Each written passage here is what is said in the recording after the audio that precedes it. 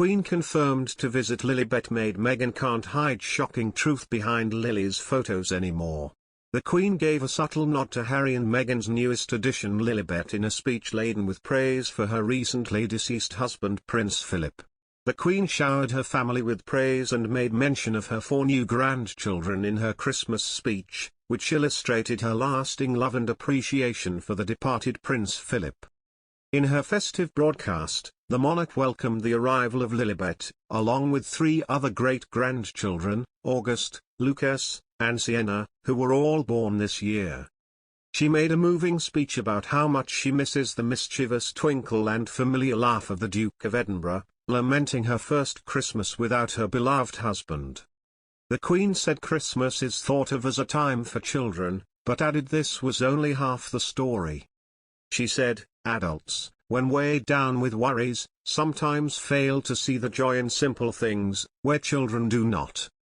And for me and my family, even with one familiar laugh missing this year, there will be joy in Christmas, as we have the chance to reminisce, and see anew the wonder of the festive season through the eyes of our young children, of whom we were delighted to welcome 4 more this year. They teach us all a lesson, just as the Christmas story does, that in the birth of a child, there is a new dawn with endless potential." Prince Philip died in April, aged 99, leaving the Queen without him by her side for the first Christmas in 73 years.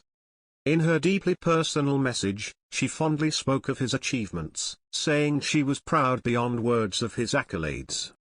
She wore a treasured sapphire chrysanthemum brooch, which she wore during the couple's honeymoon in 1947 and at their 60th wedding anniversary. That same picture was recreated by the couple in 2017 for their anniversary, and the recreated image could be seen next to her on the desk as she paid a loving tribute to her late husband.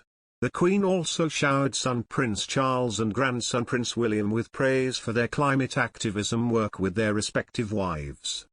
She said, "We see our own children and their families embrace the roles, traditions and values that mean so much to us, as these are passed from one generation to the next, sometimes being updated for changing times. I see it in my own family and it is a source of great happiness." Prince Philip was always mindful of this sense of passing the baton. That's why he created the Duke of Edinburgh's Award, which offers young people throughout the Commonwealth and beyond the chance of exploration and adventure. The 95-year-old monarch has 12 great-grandchildren.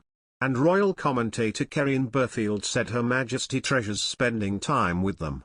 Ms. Burfield told, "The Queen is in her element when she's got her great-grandchildren sitting on her lap and having that family time.